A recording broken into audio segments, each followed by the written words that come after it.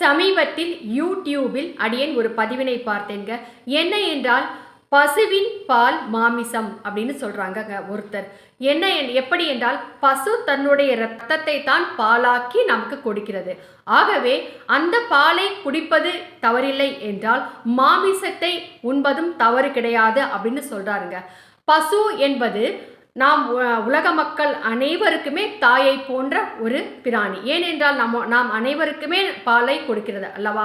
அதே போல நம்முடைய பெற்ற தாய் நமக்கு பாலை கொடுக்கிறார் அல்லவா? நம்முடைய பெற்ற தாயும் நம்மை பெற்ற தாயும் நமக்கு பாலை தன்னுடைய ரத்தத்தை தான் பாலாக்கி நமக்கு கொடுக்கிறார். பிறந்தவுடன் அந்த பாலைத்தான் உண்டுதான் நாம் வளர்கிறோம்.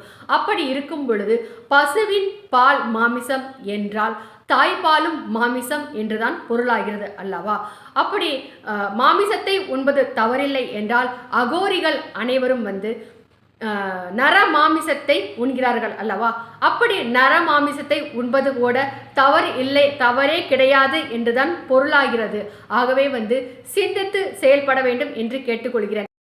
நீங்கள் மாமிசத்தை உண்பதும் உண்ணாததும் அது உங்களுடைய தனிப்பட்ட சுதந்திரத்தை பொறுத்தது. ஆனால் தவறான விஷயத்தை மக்களிடையே பரப்பி தவறான எண்ணங்களை ஏற்படுத்தி அந்த தவறான எண்ணங்களின் மூலம் அவர்களை மாமிசம் உண்பதற்காக தூண்டுதல் என்பது கண்டிப்பாக கூடாது. அது தவறான விஷயம் என்பதையே அடியேன் சொல்கிறேன்.